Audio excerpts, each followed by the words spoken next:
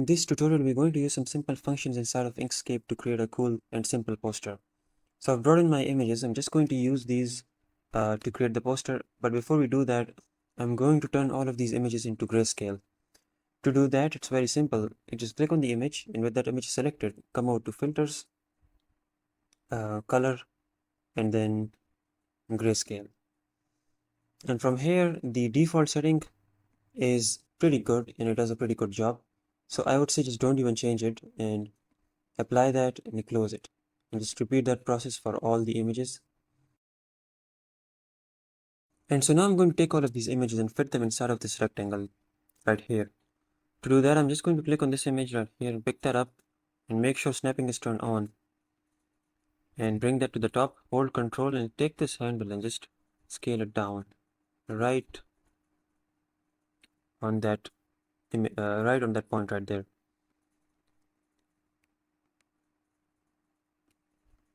And for now, I'm just going to place it right here. I'll take that image and I want to make sure it's scaled all the way up. Sorry, it's raised all the way to the top. And with that, I'm just going to scale it down right about that much. I'm going to take her image and place it somewhere there. I just want the bounding box to not cut his face, right? So I want it just below his face. I'm going to raise it to the top, and I'm going to scale this image down.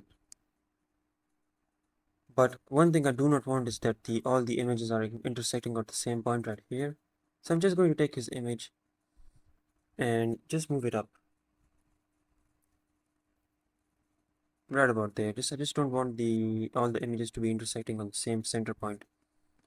With that done, I'm going to press B on the keyboard to get the Bezier pen. I'm just going to click right there, and click right there, and right click, and that will give me that stroke. And I'll click right there, and right there, and that will give me that. And now I just want to connect these 2 points to get this separation between all of the images. And now I'm just going to select all of these strokes, these 3 different strokes that we created. With all of them selected, and by the way, the stroke thickness needs to be about that much.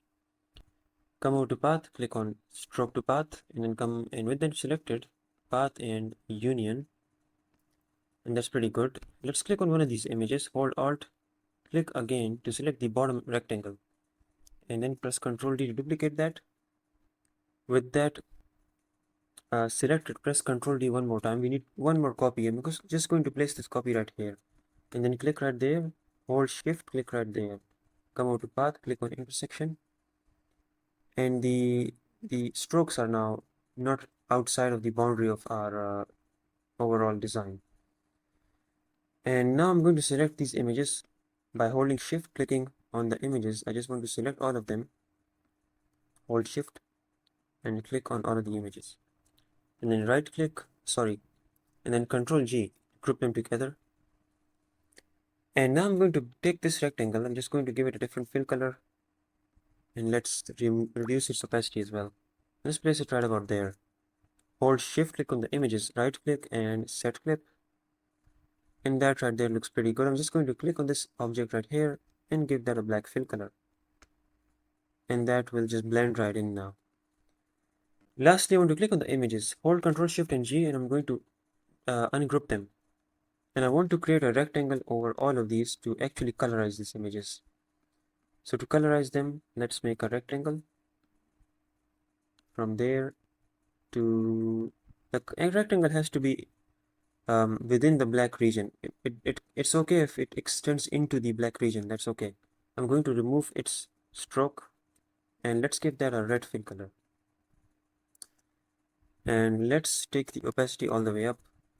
Let's click on that rectangle, duplicate that, and place it right here.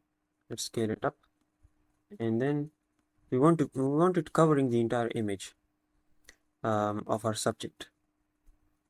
So it's okay if it extends into the black region, that's fine. I'm just going to make several more copies to cover all of our subjects,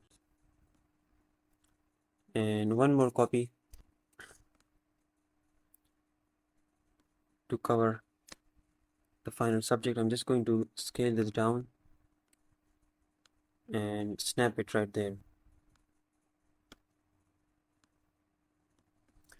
Once you've done that, let's click on this one. Make sure this is just red. Actually, this one's fine. So I'm just going to select this one, make that yellow. Let's click on this one, give that a any color of your choice is fine, but I'm just going with these colors. Let's click on the rectangle and come over to the fill tab and change the blend mode on the bottom right here. Let's change the blend mode to multiply. Let's click on the yellow one, or let's click on the blue one first and change the blend mode to multiply. Let's click right here and change the blend mode to multiply. And right here, I'm going to change the blend mode to multiply, but if it doesn't look quite what you want, in this case, it actually looks not too bad. It actually looks pretty good. But if you don't like the look, you know, if it's too dark, then you can also try to change it to color. In my case, it looks a little bit better and brighter in color. I'm gonna go back to multiply though. I like the darker look. And I guess one final finishing touch would be to just add a nice piece of text right here. So I already copied a piece of Japanese text. I'm going to press Ctrl V to paste that. And I'm going to change the font to Yuji Boku. This is a Japanese font and you can get this on Google Fonts. So let's give that a vertical orientation. And I'm going to place it right here, but I'm going to change the character rotation so that we can get a nice vertical Japanese text. So let's select over all the text, come over to spacing, and let's give the character rotation right here a minus 90 degrees angle.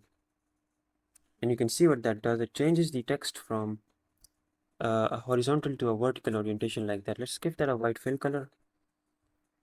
And let's place it right here, select over everything, press Ctrl G to group that, and let's place it right about there. Hold Shift, select the images, and let's center that on the vertical axis like that, and on the horizontal axis like that. And right there, our poster is pretty much complete. So we can also do this the same way, it's the same exact steps to follow, same concept, just a slightly different composition. And with that said, that's it for this video. If you like this video, you may also like this one.